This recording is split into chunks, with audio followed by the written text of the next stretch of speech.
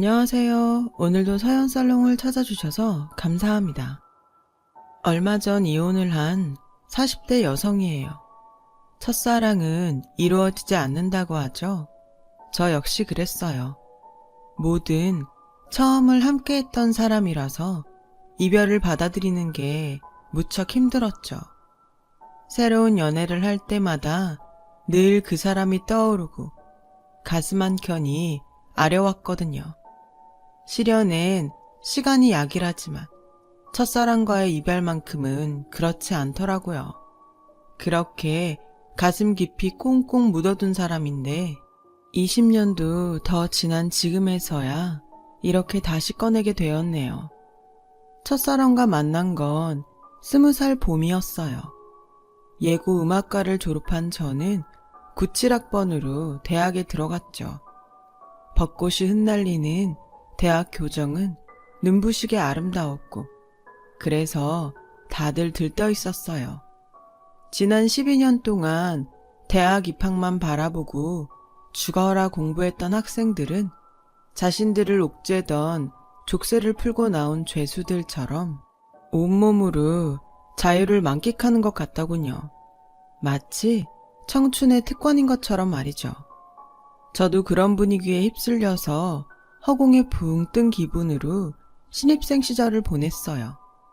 OT 때 친해진 친구들 몇 명과 몰려다니며 레슨도 빼먹고 소개팅에도 나갔고 10cm 가까운 힐을 신고 귀도 뚫고 반지에 목걸이까지 하곤 홍대 클럽에서 밤새도록 춤추고 놀기에 바빴어요. 지금 생각해도 그땐 참 철이 없었어요. 그렇게 노는 데 빠져 허송세월을 보내다 보니 첼로 연습을 거르기 일쑤였고 전공 실기 점수는 아주 바닥을 쳤죠. 애초에 첼리스트가 되겠다는 꿈도 없었고 오로지 부모님 성화에 대학에 들어가는 것만 생각하고 살았던지라 어쩌면 당연한 결과였는지도 몰라요. 하지만 부모님 생각은 저와 달랐죠. 특히 저희 엄마가요. 너 예고 3년 다니는 동안 네 뒷바라지 하느라 얼마를 썼는지 알아? 모르긴 해도 집 한 채 값은 날렸을 거다. 그렇게 돈 쳐들여 대학 보내놨더니 연습도 안 하고 춤이나 추러 다녀. 네가 제정신이니? 내가 이 꼴 보자고 이날 이때까지 죽어라 딸년 뒷바라지를 했는 줄 알아. 그렇게 놀고 싶으면 앞으로 네가 벌어서 네 돈으로 놀고 다녀. 엄마는 결국 제 용돈을 끊었어요. 돈 있는 부모 밑에서 태어난 덕에 그동안 돈 아쉬운 줄 모르고 살았던 저에게는 청천벽력 같은 일이었죠. 수중에 돈이 떨어지니 가장 큰 문제는 학교에 가는 일이었어요. 매번 엄마가 차로 학교까지 데려다 주시거나 택시를 타곤 했는데 제 등치만한 첼로를 들고 지하철을 탈 생각을 하니 한숨부터 나오더라고요. 그날도 하드 케이스에 담긴 첼로를 메고 학교에 가는 길이었어요. 그날따라 전철 안에 사람이 가득해서 케이스를 챙기랴 흔들리는 전철 안에서 중심 잡으랴 정신이 하나도 없었죠.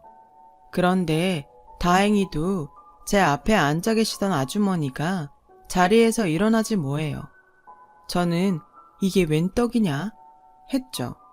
바둥거리며 케이스를 옆으로 돌리고 막 자리에 앉으려는데 글쎄 제 뒤에 있던 남자가 저를 밀치고는 그 자리에 낼름 앉지 뭐해요. 그 바람에 저는 악기 케이스를 끌어안은 채 그대로 바닥에 엎어지고 말았죠.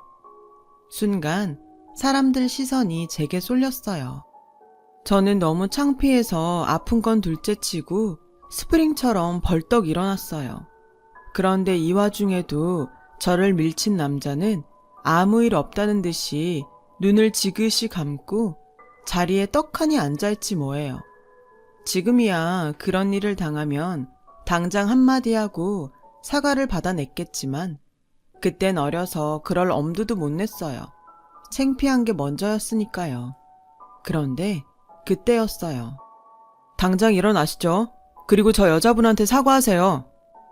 제가 앉으려던 자리 옆에 앉아있던 스포츠 머리 남자가 저를 밀친 남자한테 소리를 치더라고요. 남자가 돼서는 힘을 그런 데 씁니까? 자는 척 하지 말고 당장 일어나라고요.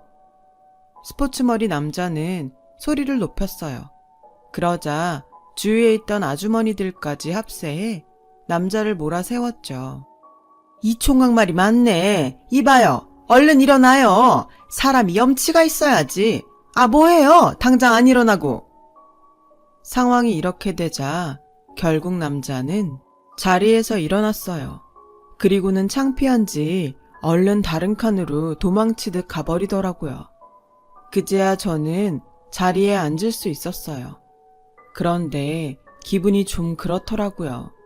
이 난리를 치고서야 자리에 앉아 가게 된 상황이 너무 구차하게 느껴졌거든요. 야박하게 단숨에 용돈을 끄는 엄마도 야속하고 자리에 앉아가겠다고 무거운 첼로 케이스까지 들고 덤벼들었던 제가 너무 구질구질하게 느껴지더군요.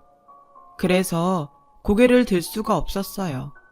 그저 눈물만 뚝뚝 흘리고 앉아있는데 글쎄 옆자리 스포츠머리 남자가 가방에서 모자를 꺼내더니 제 머리에 푹 씌워주지 뭐예요. 제가 의아한 표정으로 쳐다보자 남자는 제게 조용히 그러더라고요. 그쪽 위에서 이러는 거 아니에요. 상황을 모르는 사람들이 보면 마치 내가 그쪽을 울린 것처럼 보일까봐 그게 싫어서 그러는 거예요. 그러니까 그냥 쓰고 있어요. 다들 짐작하시겠지만 저는 그때 이 남자한테 반해버렸어요. 전철 안에 사람들이 들고 나는 동안 저는 옆자리 남자와 어깨를 나란히 하고 앉아 있었어요. 앉아있는 내내 심장은 두근거렸고 얼굴은 붉게 달아올랐죠. 그때는 몰랐는데 이 남자도 저처럼 그랬다더군요. 전철에서 내린 우리는 학교 정문까지 나란히 걸어가게 되었어요. 가는 방향이 같았거든요. 남자는 제 어깨에 맨 첼로 케이스가 무거워 보였는지 자기가 들어주겠다고 하더라고요. 사실 7살 때부터 첼로를 끼고 살아서 그 정도 무게는 혼자 감당할 수 있었지만 같이 걷고 싶은 마음에 선뜻 내주었죠. 알고 보니 남자는 저와 같은 대학 97학번 수학과 학생이더라고요. 학교까지 걸어가는 동안 남자는 제게 화음과 피타고라스 정리의 연관성에 대해 설명해 주었어요. 그리고는 결론은 수학과 음악은 깊은 연관이 있다는 거죠. 그런 의미에서 음대생인 영은 씨랑 수학 전공인 저도 연관이 있지 않을까요? 그러니까 우리 사귈래요? 돌직구 같은 남자의 대시에 당황했지만 이미 답은 정해져 있었어요. 그렇게 우리는 지하철에서의 인연으로 CC가 되었답니다. 남자친구랑 같은 학교에 다니니까 학교 가는 게 그렇게 즐겁더라고요. 대학 교정은 온통 데이트 장소가 되었고 학교 식당부터 도서관까지 둘이 있으면 어디든 좋았어요. 그리고 얼마 뒤 엄마는 착실하게 학교에 다니는 제 모습을 보시곤 다시 용돈을 주기 시작하셨죠. 그렇게 꿈같은 대학 생활이 이어졌고 1997년 겨울이 되었어요.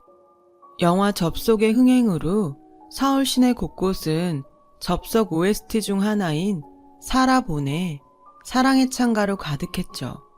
해화동을 가도 카세트 테이프를 파는 거리 좌판에서 그 노래가 흘러나왔고 종로로 자리를 옮겨도 똑같이 그 곡이 흘러나왔어요. IMF로 힘겨웠던 1997년 대한민국의 거리 곳곳은 아이러니하게도 온통 사랑의 창가로 물들어 있었죠. 그날 홍대거리도 그랬고요. 드럭에서 노브레인 공연을 본 우리는 전철역으로 가기 위해 홍대 중앙통로를 따라 걸어 내려갔어요. 막 리치몬드 과자점에 다다랐을 때였죠. 뭐? 미국으로 유학을 간다고? 그동안 아무 말 없다가 갑자기? 글쎄, 남자친구가 뜬금없이 유학을 간다고 하지 뭐예요. 그동안 말 한마디 없었는데 말이죠. 전부터 계획했던 건데 어쩌다 보니 생각보다 일찍 떠나게 됐어. 그래서 말인데 우리 그만 만나자. 아무래도 유학 가면 적응하는데도 시간이 걸릴 거고, 그러다 보면 자연히 너한테 소홀해질 거야. 괜히 여지 남기고 질질 끄느니 확실히 끝맺는 게 너한테도 좋을 것 같아. 미리 말 못해서 미안해. 이 남자는 처음 사귈 때 그랬던 것처럼 이별도 돌직구로 알리더군요. 순순히 이별을 받아들이긴 힘들었지만 그렇다고 길바닥에 서서 질질 짜며 바짓가랑이를 붙들고 매달리고 싶지는 않았어요. 제가 아무 반응이 없자 남자친구는 저를 두고 혼자 가버리더군요. 그렇게 크리스마스를 며칠 앞둔 상황에 저는 첫사랑한테 차였어요. 처음엔 실감이 안 나더라고요. 그래서 멍하니 길가에 서 있었는데 기다렸다는 듯이 길 건너 미화당에서 사랑의 창가가 흘러나오지 뭐예요. 그제야 제 눈에선 눈물이 터져 나왔어요. 한번 쏟아진 눈물은 멈추지 않고 연신 흘러내렸고 전철역까지 가는 내내 저는 사람들의 시선을 견뎌야 했죠. 그렇게 알싸한 첫사랑의 아픔을 맛본 잔인한 1997년 겨울은 지나갔어요. 그리고 본격적인 시련이 불어닥쳤죠. IMF 여파로 저희 아빠 회사도 타격을 입었거든요. 그 시절을 살아본 분들은 다 아시겠지만 절대로 망하지 않을 것 같았던 은행도 맥없이 쓰러지고 세계화를 주도하던 대기업도 하루아침에 부도가 나버렸죠. TV를 켜는 게 두려울 정도였어요. 실크를 가공해 수출을 하던 아빠의 회사는 결국 98년도 가을 경영난을 이기지 못하고 파산해버렸어요. 다행히 외할아버지의 도움으로 살 집은 얻을 수 있었지만 수입이 없었기에 당장 먹고 살 길이 막막했죠. 결국 저는 휴학을 하고 아르바이트를 시작해야 했어요. 저처럼 돈이 궁했던 선후배들과 함께 예식장이나 행사장에서 연주를 하며 돈을 벌었어요. 처음에는 자존심도 상하고 혹시 아는 사람이라도 만날까봐 창피했지만 그렇게 번 돈으로 우리 세 식구가 먹고 살 수 있게 되자 그때부터는 창피함도 사라지더라고요. 돈 잡아먹는 귀신에서 하루아침에 소녀 가장이 되니 기분이 묘했어요. 그 무렵 아빠는 아는 분이 하는 회사에 출근을 하게 되셨어요. 일종의 얼굴마담 같은 역할이었죠. 이사라는 직함은 얻었지만 솔직히 아무 권한도 없고 벌이도 안 되는 자리였어요. 게다가 언제 잘릴지 모르는 자리라서 엄마는 서둘러 제 혼처를 찾기 시작했죠. 그나마 그런 직함이라도 달고 있을 때 결혼을 해야 하객도 있다면서요. 그렇게 만나게 된 사람이 바로 얼마 전 이혼한 제 남편이에요. 시댁은 꽤 돈이 있는 집안이었어요. 나중에 안 사실이지만 시어머님이 명동에서 사채업을 하시면서 IMF 때 큰 돈을 버셨다고 하더라고요. 사채업을 관두고 사업체를 차린 후로는 이미지 변신을 꾀하는 중이었죠. 그래서 있는 집과 사돈을 맺어보려고 마담 뚜한테 부탁을 했던 모양이에요. 그런데 그게 잘 안 됐던 거죠. 하나뿐인 외동아들이 하도 사고뭉치라 고등학교도 졸업을 못했거든요. 결국 어지간한 집안에선 다 퇴짜를 맞고 사업 실패로 껍데기만 남은 저희 집까지 차례가 오고 만 거죠. 저도 그렇고 죽은 제 남편도 그렇고 돈 버는 재주만 있었지 배운 것도 없고 교양학원 담 쌓고 살았지 뭡니까? 돈 좀 굴리고 살다 보니 대놓고 무식하단 말들은 안 하지만 그런다고 모르나요? 며느리한테 딴 거 안 바랍니다. 그저 남들 앞에서 꿀리지 않게 내 아들 면만 세워줄 수 있으면 돼요. 혼수고 예단이고 필요 없습니다. 대학도 제가 마저 보내줄게요. 대학을 보내주겠다는 시어머니의 말에 저희 부모님은 만감이 교차하는 듯 했어요. 그날 밤 안방에서는 엄마의 울음소리가 새어나왔고 집만 안 망했다면 외동딸을 이런 식으로 시집 보내진 않을 거라는 아빠의 푸념도 들렸죠. 그래서 저는 안방으로 들어가 부모님께 결혼하겠다고 말씀드렸어요. 돈 있는 집이라 고생할 일도 없고 게다가 대학도 보내준다잖아. 근데 뭐가 문제야? 학벌이니 뭐니 따지고 결혼해도 사니 못 사니 하는데 서로 필요에 의해 하는 결혼이 오히려 낫지 않아? 그러니까 이 결혼 하게 해줘. 저는 마음에도 없는 소리를 했어요. 지금까지 저한테 모든 걸 쏟아붓고 사신 분들인데 더 이상은 저로 인해 걱정 끼쳐드리고 싶지 않았거든요. 결국 부모님은 제 뜻에 따라주셨어요. 남편과는 주말에 처음 만나게 됐죠. 만나기 전부터 남편에 대해 안 좋은 얘기를 들었던 터라 솔직히 기대는 안 했어요. 그런데 만나보니 사람이 소문과는 전혀 다르더라고요. 격식을 차리거나 매너가 몸에 밴 사람은 아니었지만 나름 저를 배려하는 모습도 보였고 무엇보다 솔직했어요. 그런 꾸밈 없는 모습이 보기 좋더라고요.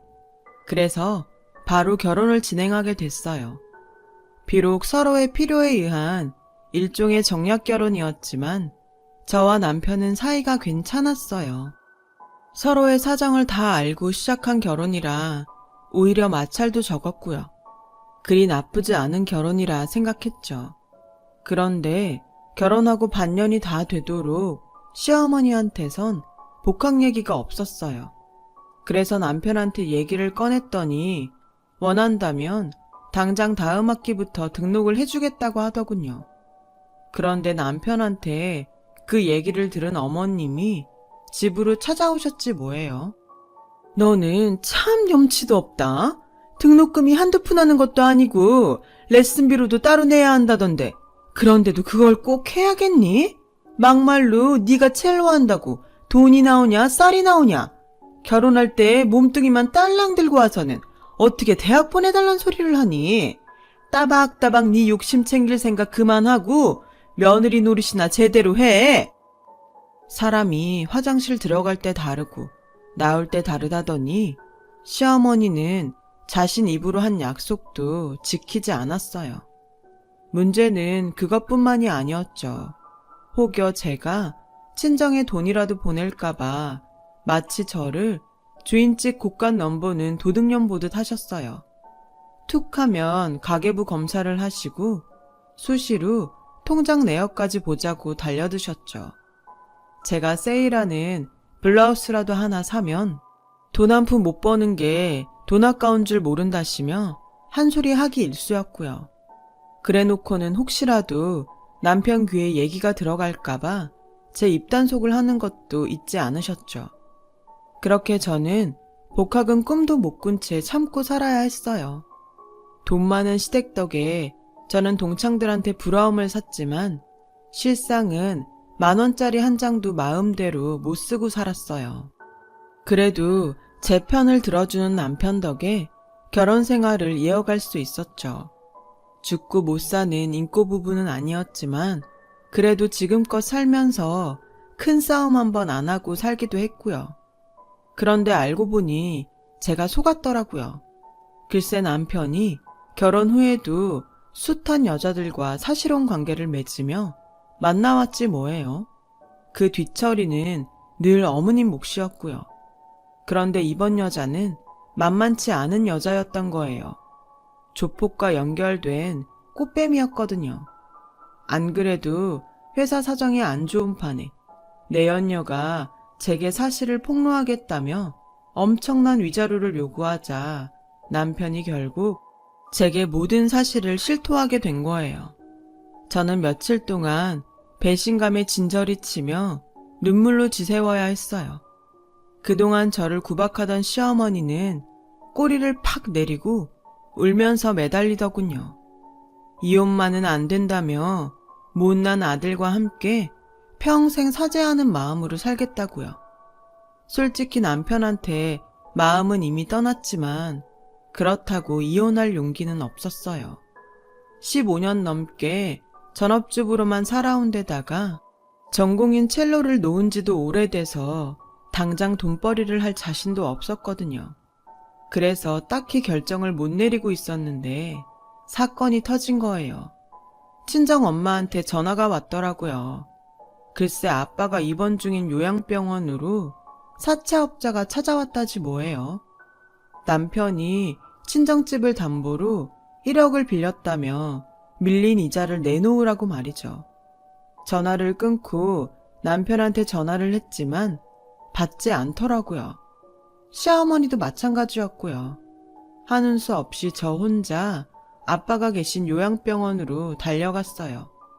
몇 년 전 뇌졸중으로 쓰러지신 뒤 언어장애가 생긴 아빠는 저를 보자마자 뭔가를 말씀하시려고 애를 쓰셨어요.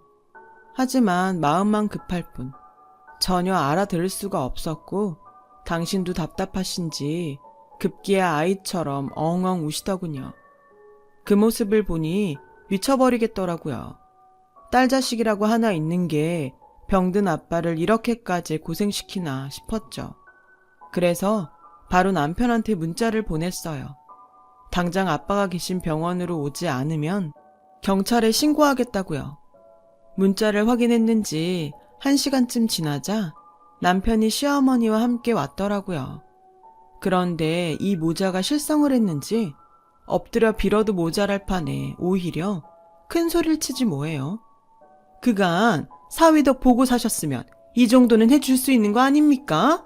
우리 애가 뭘 그리 잘못했습니까? 사업을 하다 보면 어려울 때도 있고 이럴 때 처가덕도 좀 볼 수 있는 거 아니에요. 그깟 1억 가지고 경찰에 신고를 하니마니 지나가던 개가 없겠습니다. 얘, 너도 그렇다? 이날 이때까지 누가 널 먹이고 입혔니?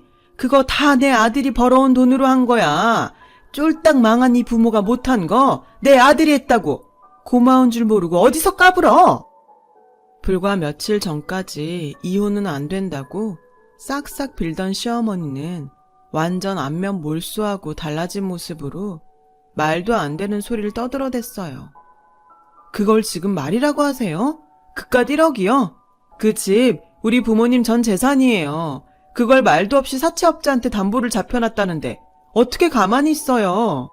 그리고요 어머님, 저요 이날 이때까지 어머님이랑 저 사람 비위 맞춰가며 밥하고 빨래하고 어머님 기사 노릇까지 하며 살았어요. 제 밥값은 충분히 하고 살았다고요. 입은 삐뚤어져도 말은 바로 하셔야죠. 우리 부모님이 언제 사위덕을 보고 살았다고 그러세요? 당신도 입 있으면 말해봐봐. 우리 엄마한테 용돈 한 번 드린 적 있어?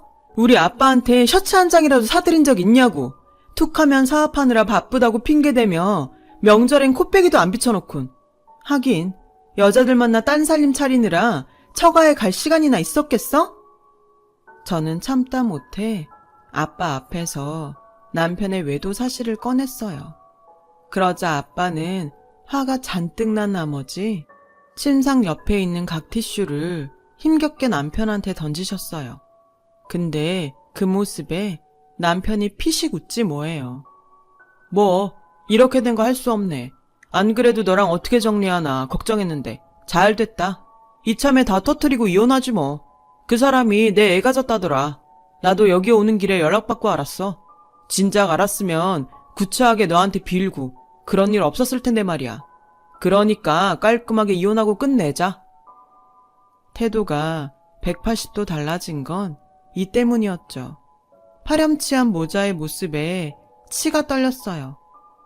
정말 인간이 끝까지 가는구나. 어머님도 그러는 거 아니에요. 자식이 잘못하면 옆에서 말리지는 못할 망정 어떻게 똑같이 그래요? 그러니 이 사람이 뭘 보고 배웠겠어요? 이혼이요? 등 떠밀지 않아도 해요. 그리고 당신 인생 그렇게 살지 마. 아무리 본거 없이 자랐어도 인생 그렇게 막 사는 거 아니야. 인간으로 태어났으면 짐승보다 나은 게 있어야지. 그래야 사람 새끼지. 이년이 미쳤나? 어디서 기어올라? 따지고 보면 내가 밖에서 바람핀 건 다 너 때문이야. 네가 애만 낳았어 봐. 내가 밖에서 살림을 차렸겠냐? 애도 못 낳는 주제에 어디서 대들어? 너야말로 뭣도 모르는 주제에 어디서 잘났다고 떠들어? 무식해도 정도가 있어야지. 그 여자가 그러디? 그 애가 네 애라고? 너 무정자증이야. 지금껏 애 안 생긴 거 네 탓이라고. 불쌍해서 말 안 하고 덮어줬더니 아주 꼴값을 하는구나. 너 그년한테 속은 거야. 못 믿겠으면 나 다니던 브링클리닉에 가서 물어보든가. 거기 네가 받은 검사 결과 있으니까 내친 김에 네 말대로 이혼하자. 그런데 계산은 똑바로 해야겠지? 우리 부모님 집 담보로 1억 빌렸다고? 너 그거 형사 고발감이야. 문서 위조에 절도죄까지 적용된다고. 네 입으로 그 여자랑 관계도 인정했으니 유책 배우자라는 것도 증명됐네. 아, 유책 배우자가 뭔지는 아니? 너한텐 이혼하자고 나댈 자격이 없단 얘기고 나한테 위자료도 물어야 된다는 뜻이다. 이 똥멍청이야. 어머님도 잘 들으셨죠? 저 바로 소송 들어갈 테니 멍청한 아드님이랑 소장 받을 준비나 하세요. 그러자 기세등등하게 찾아왔던 모자는 사색이 돼서는 발광하기 시작했어요. 그 바람에 병원 보안 직원들이 달려와 남편과 시어머니를 병실 밖으로 끌고 나갔고요. 그리고 얼마 뒤 저는 변호사를 선임해 소송을 진행했어요. 현재 이혼 소송은 끝이 나서 남편과 저는 법적으로 남남이 됐고 위자료도 받아낼 수 있었죠. 나머지 소송은 아직 진행 중에 있고요. 그런데 얼마 전 아빠가 계신 병원에서 뜻밖의 얼굴을 보게 됐지 뭐예요. 20여 년 전 이별했던 제 첫사랑이었죠. 그 사람 어머님이 저희 아빠랑 같은 병원에 입원해 계시더라고요. 처음엔 몰라볼 뻔했어요. 그동안 살도 많이 붓고 안경까지 껴서 많이 변했더라고요. 정원 벤치에 앉아 잠깐 얘기를 나눴는데 그 사람이 그러더라고요. 그땐 그렇게 헤어질 수밖에 없었다고요. 97년 당시 그 사람네 역시 많은 집들이 그랬듯이 아버님이 보증을 잘못 써는 바람에 온 가족이 거리로 내몰렸고 그 충격으로 쓰러진 아버님의 병원비를 대하해서 학교도 그만둔 채 과외와 막노동을 하며 돈을 벌어야 했었대요. 제게는 차마 그 말을 할 수 없어서 유학 떠난다는 거짓말을 했던 거고요. 그 얘기를 하면서 눈가가 촉촉해진 그를 보니 저 역시 눈물이 나더군요. 그 힘든 시간을 어떻게 넘어왔을지 알 것 같았거든요. 저 역시 겪어온 일이니까요. 우린 짧은 만남을 끝으로 작별 인사를 하고 헤어졌어요. 집으로 돌아오면서 그런 생각을 했어요. 이제야 비로소 진짜 이별을 한 것 같다고. 이제라도 제 첫사랑이 아련하고 아름다운 기억으로 남을 수 있어서 다행이라고 말이죠. 이렇게 파란만장한 일들을 겪고 나니 인생과 인연이란 게 참 희한하고 신기한 거구나 생각하게 되더라고요. 함부로 맺어서도 안 되는 거고요. 인연에 의해 인생의 많은 부분들이 만들어지니까요. 꼭 배우자나 연인이 아니더라도 좋은 인연을 맺고 좋은 사람들과 살아가고 싶다는 생각을 합니다.